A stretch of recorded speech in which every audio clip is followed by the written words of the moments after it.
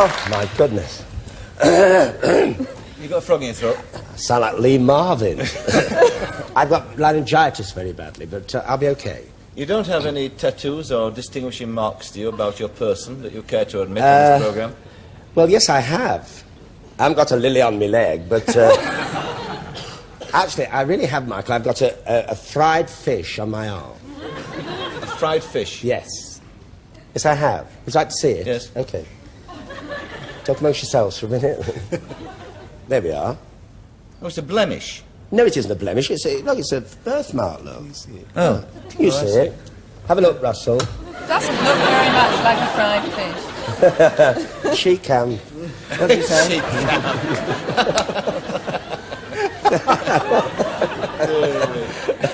It's like Alice would love you. She'll be watching, actually. She wanted to know where that thing comes from. You know, here. It's rather nice, isn't it? As I said in the introduction, 30 years before, in fact, you made it. A Yes. hell of a long time, isn't it? You're probably, I suppose, the last of the stars to come through that routine, the old music hall and clubs and all that. So, what were the earliest influences on you as a kid? Well, when I was at school, as far back as I can remember, Michael, I always wanted to be on the stage when I was at school. As a matter of fact, when I was very young, I used to get home from school at night and have concerts in a wash house. I lived in a row house, a terrace row of houses, and we have these wash houses across the way, you see, and you are common. And I used to have the children go and see these concerts, like an evening with, you see, like Ruth Draper, and... in the wash house? Yes. Well, where else? And seems like a nice boy, and... I used to charge them three milk bottle tops or 2 cigarette cards to come and see an evening with. Mm. I did everything, you know. Did you have a supporting cast? I shall tell you later. Oh, in fact, how did you start in the business, though? I mean, from that sort of schoolboy ambition, I mean, how did you get into the business? People that lived next door to me, they did an act on the working men's clubs. The father and the daughter, he was a singer and she used to play the piano, you see. And I went round one day, well, the lady next door, she'd come round, she said, and fetch Mr. Freeman a tin of paint. And I did, and I went back into the house with a tin of paint, and they had all these pictures of all theatricals around the house. Donald Pearce and Suzette Tarry, Murray and Mooney, and Russell. And, you know, because I loved the 30s, and I said, oh, I was thrilled about all this. And they said, well, of course, you know, she's my husband and my daughter do an act on the clubs. And so when they used to rehearse, I used to go in to watch them rehearse, you see. And then they found out some old numbers, comedy numbers, which were sung by people like Clarkson Rose and people like that. And because I can't sing, you see. And... they taught me these songs with little couplets that were very naughty in those days. And so they said, would I like to go on round these working men's clubs with them? And they'd pay me 5 shillings, which was, you know, 5 shillings in those days. I mean, you went to work for a week for 10 bob. So you see how old I am. And so that's what I used to do. You see, I used to go in a little white suit, little straw hat, and do my little bit. This was before the war, of course. And I told you, I'm very old, you know. Don't keep looking at him. I know he's going, which war? He's yes. Going, Anyway, I knew it was a mistake to have us on together. Anyway, and then I was, I saw an advert in the Stage, the paper, the paper, the Stage, see, for wanted young artists, must be versatile, to go, got the gin going down, and... I never say goodie again, and I think it's the brown bread. And I went on tour of Devon and Cornwall, doing all sorts of things, you see, and that's how I learned the business. Then I went to... Where did the drag act, Billy Breen, the drag act start? Where did that go? Well, in those days, so you had to do more than one act. Mm. You had to, as I say, you had to be versatile. And so I used to do impersonations of different stars. As a matter of fact, Michael, I know you love films, but when I was very young, I used to look very much like Joan Crawford. sort of common audience. And but a lot of people said later I looked more like Edna May Oliver. But anyway, I used to have my hair down here and do this business. Then the war broke out. Because you had your hair like Pardon? I shan't tell you again. And then I used to entertain the troops during the war. And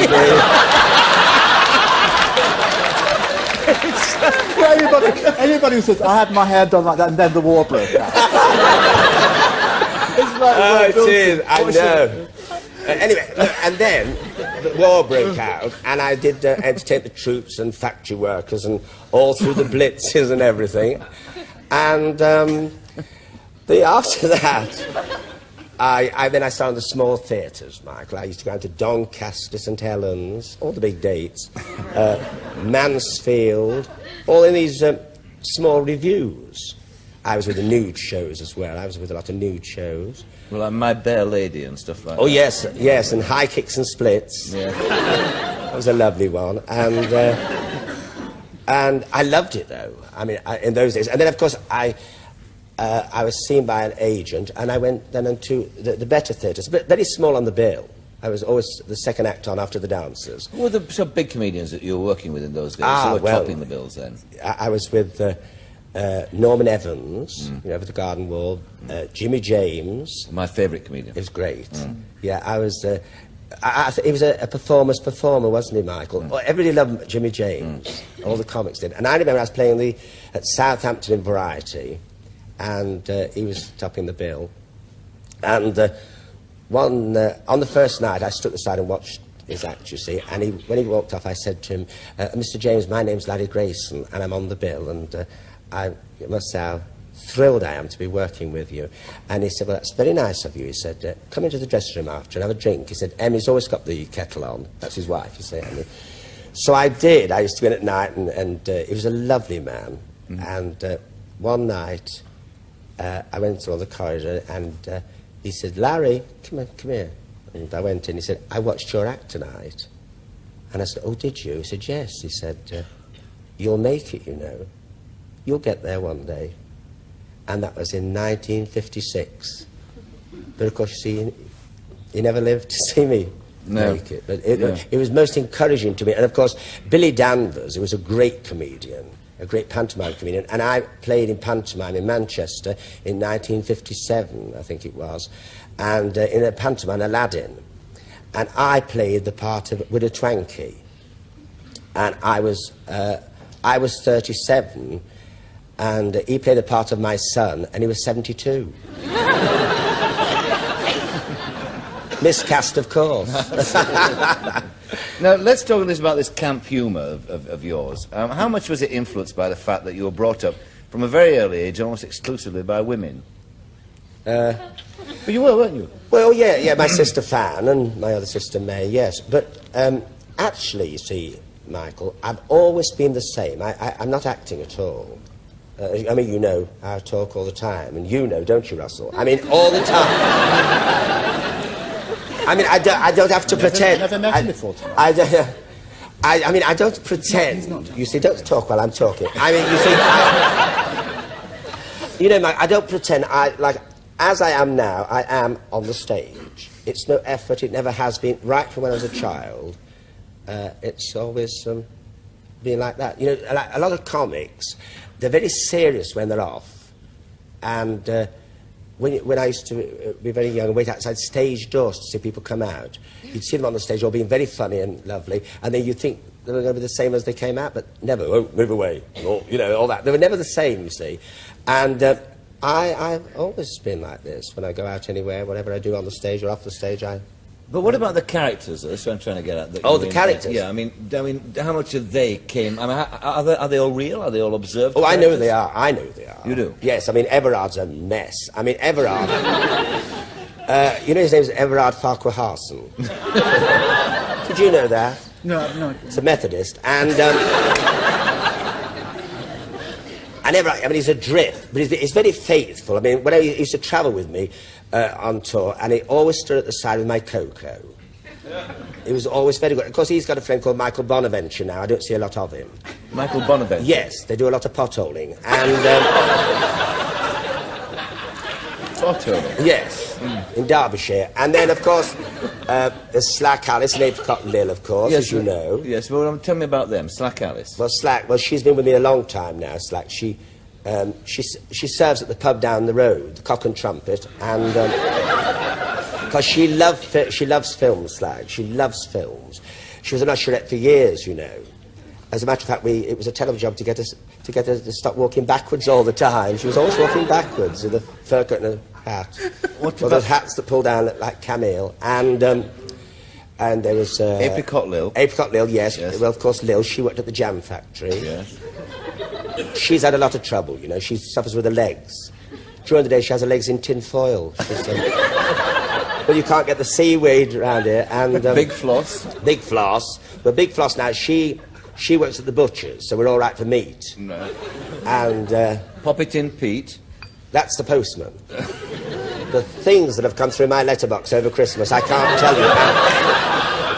I've had to write to the Postmaster General about it. And what about Brenda Alcock? Oh, Brenda Alcock. Well, now, I don't talk How to many Brenda. L's are there in that? Pardon? What did you say? I said, how many L's are there in that? Brenda Alcock, just the one, dear. And I was going to tell you afterwards anyway. And then there's the baker, self-raising Fred.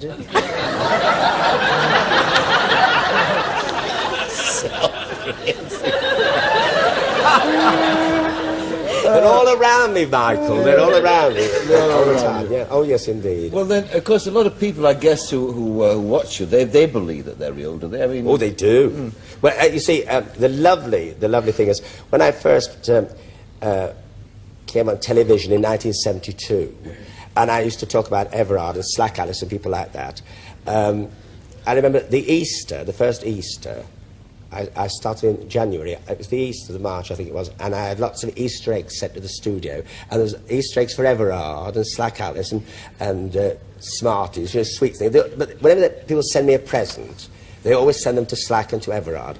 And you remember, well, everyone must remember, about the time when I said I lost my brooch, that Jack Parnell had pinched my brooch. Well, the brooches that were sent to me, I mean, you can't imagine at all.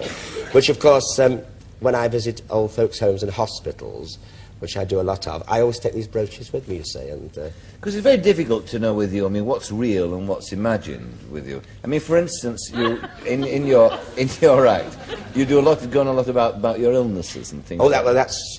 I do get that a lot. You know, I get Get pain, what? the pain. I mean, I told you in bed last night, didn't I? I mean, the pain.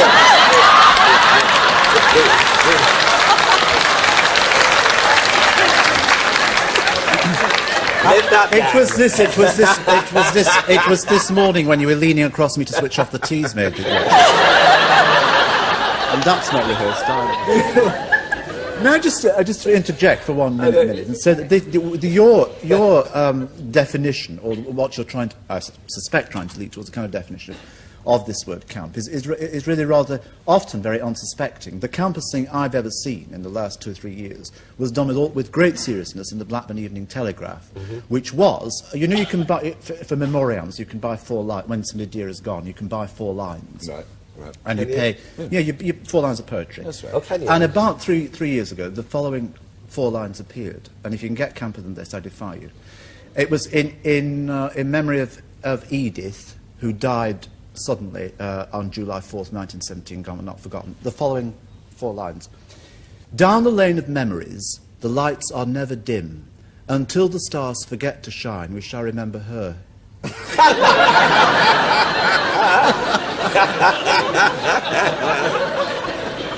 I know another one as well. A friend of mine has a flower shop in Leicester, and it makes these wreaths up, you see, for people. And one came in the other week, and it was a sailor had died. He was very old, and his wife wanted a wreath made of an anchor, and he had to write on the wreath, "See you in port, Jack." And I was hysterical, because you just imagine it, you know, it's about 80, "See you in port, Jack." We were talking about your illnesses. Yeah, oh, yes, Before you made that very unfair interjection about Yes, Mr. well, I Harty. told him I was wicked. Well, now... Yeah, you are wicked, no, yes. I know, Yes. well... And people should not take you seriously. Well, I'm only acting, Michael, Yes, you I know. know you are, yes. You know. You just told us you weren't acting. You were about 3 behind. minutes. Well, I am acting. Make your bleeding mind Oh, up, you. So, anyway... Just because you got chains on, go just because on, you got chains on your shoe. Anyway, no. Chains on. No, you see, I do get the pain. Really, I do. You know, I have a touch of arthritis. I do, especially when there's an hour in the month, and it's damp. You see, and I wear a bracelet. I haven't got one on now, but if it gets very bad, I put a bracelet on. My arm it goes green, and it does. Can I offer you one? And no, you'll need them. And the green, and then the pain goes. It's incredible. I mean, did you know, Michael? It goes right back to Egyptian times. That copper bracelet. It does, Russell. Right back to Egyptian times. You're drinking a lot tonight, aren't you? And people say, well, do you put them on the leg if you've got bad legs or anyway? No, you don't. Just the wrist. And wherever it is in the body, it will bring it up and... Just a bracelet would do all that? A bracelet, yeah, a copper bracelet, yeah. And it must not meet. You know... No. I could swipe... No, I mean, it doesn't have to clip together. You have to have a space between it, you see. I see. And if you put it together, it doesn't work. So it is really, in fact, you do have arthritis? Yes, I do. Which is very painful and very, very uncomfortable, yes. And a lot of people write to me about it, and sometimes people say that I'm laughing about it, and it's not funny, but I'm not laughing about it because it's true. But the thing is, sometimes when I laugh about it, I say, oh, the agony. Oh, I could hardly get out of bed this morning, and all this, you see. People at home, a lot of old people, they laugh because I make fun of it, and they say, oh, look, Larry makes fun of it, you know, and it works that way as well, you know. Like, instead of, like, being sorry for yourself, like, people laugh. I mean, I know a lot of people who are ill, and they say, oh, Larry, it's been terrible, I can hardly move, and oh, dear, wait till you get old, you'll be like it yourself. And they laugh about it, they have this marvellous way. Do you also really wear a surgical stocking? You've been talking again. No, I mean, the thing is... No, but I do wear a body stocking sometimes. Some dusting powder, but... I believe it can be... it can help a lot if you... What? A surgical stocking. If you, Why surgical it's one of stockings? those I don't know. You'll want one before long, my lady, with that dress on. When you're about 50, you'll be covered in them. No, I mean, you see, because the draft through there must be terrible here. Talk about shut that door.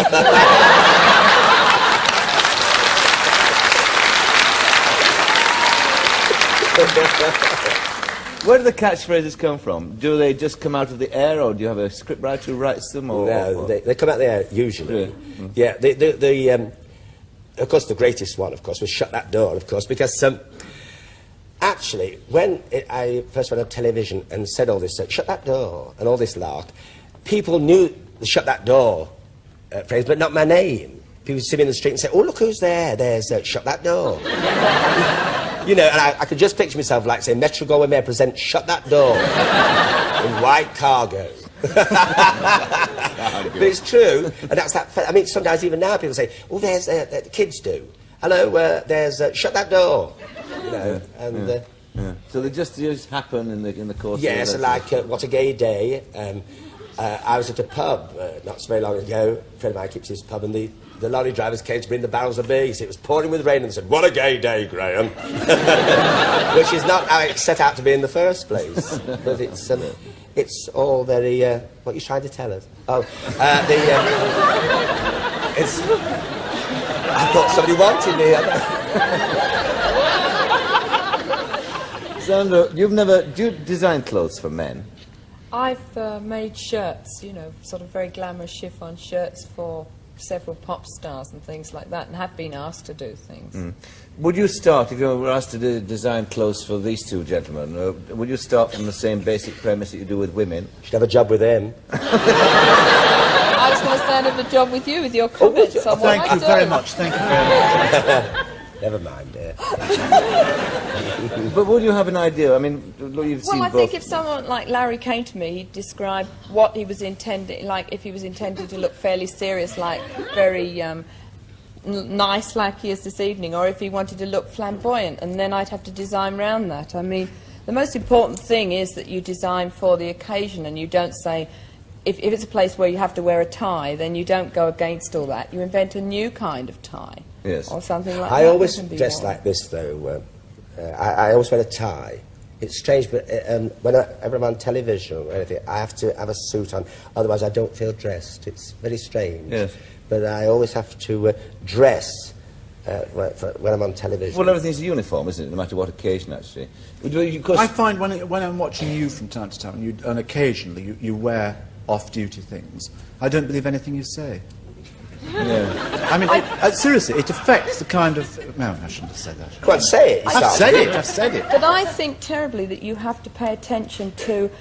people laugh about different rules, but I don't think you should always go against them. I know I'm considered extreme, but I respect different occasions. If I'm going to something really, really serious, I'd probably wear a turban or something, so I wouldn't frighten someone.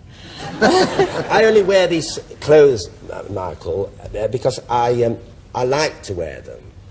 I mean, I don't like to wear shirts all over. I mean, I haven't got the chest for it for a start off, but I mean, I don't like that sort of thing. Or jeans and things. I feel clean and nice when I'm dressed like this. Do you think perhaps I'm a bit old-fashioned because I am getting on, you know. I mean, I'm not 16, as you know. No, I know that, yeah. Because you were once got an award as one of the best dressed men on television, didn't you? Well, I'm surprised.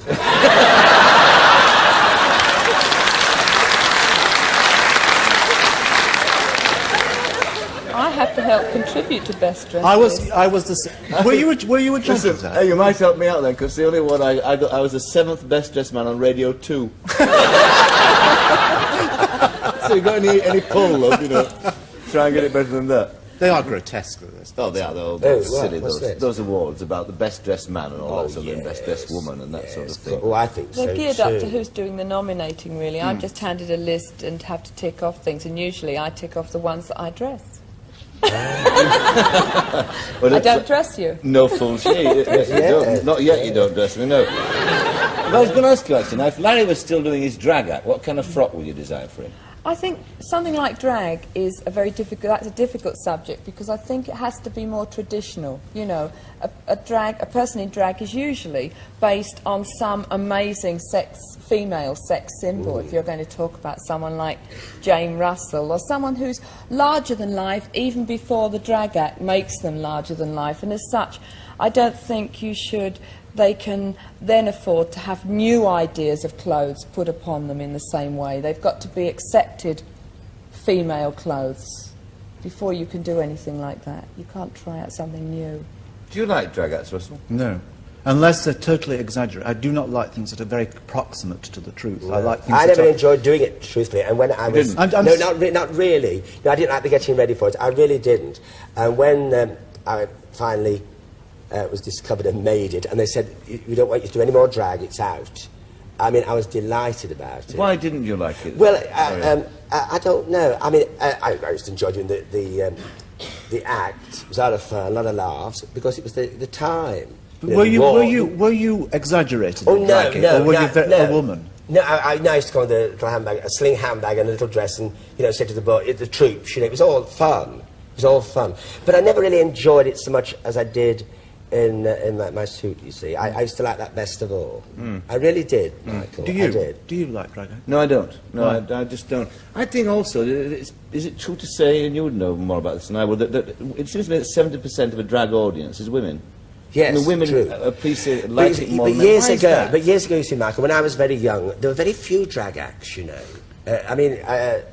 Years ago. I mean, it sort of happened not many years ago. It all happened That's all at right. once. And then That's right. also all these drag people came from, and they're in pubs and clubs, and they were everywhere. But when I did it, I mean, I was like a novelty on the clubs around and that in the Midlands. I used to be out in my suit, then I used to go on the second half in a dress, and it was a novelty. But of course, today, I don't think there's so many today as there was about 10 years ago. But why don't you like drag, Russell? I don't know. I find it into an area in which I find myself being suspicious, and it raises all sorts of evil doubts in my mind. And I can only therefore accept it if it's very far removed and funny. If people are wearing big bosoms and big Yes, bottoms like Douglas Bing and George Lacey, people and like that. They were great. And Norman Evans. Well, they're caricatures. Yeah, Because I yes. think it's because of things that one feels inside oneself. I mean, one doesn't know where one's own sexual identity or centre may be at any given moment, which is why I wear. I took one, I said, and she's, I know. I what think you they're say. very unnerving. Very I think unnerving. there's I find something it disturbing. unnerving even as a woman because someone has absolutely, completely absorbed all the characteristics that make up a woman and somehow taken it even further, so that sometimes it's almost done better and you think, well, what am I for? Oh, yeah. You know? But nobody laughs at women dressed Well, up yes, as men, do they? Do they? Well, Ella Shields and Hetty King. Hetty King, but people who I didn't go to worked Hetty with. King to laugh at her, did they? Oh, no, because Hetty did it very well, and Ella and people like that. It's a different thing, really. I don't know why it is. What was the remark that you made when Russell said that he didn't know where the centre of his sexual being was at any one time? I said one. I didn't say I said one sometimes does not know where the focus or the identity or the centre of one's sexual proclivity lies. I didn't say I That's a very good word, and I don't know what it means. Well, now, say it again, Mike. Now, what's he say? Proclivity? Proclivity. Is it, don't be filthy. No, what is it? But when you say one, are you speaking on behalf of all of us? I'm speaking on behalf of mankind, Michael. Oh my God! I know you take too much on. I know you take too Not much at on all. tonight. Bitten off more than I can chew. Or chewing more than he's bitten off. Very dirty show tonight. Oh, It was not. It was not. I thought we all behaved impeccably. Really? Absolutely. Yes. Well, say something, you. Do you mean you could be even ruder to Russell? Oh, yes, I shall be when we're off. You will.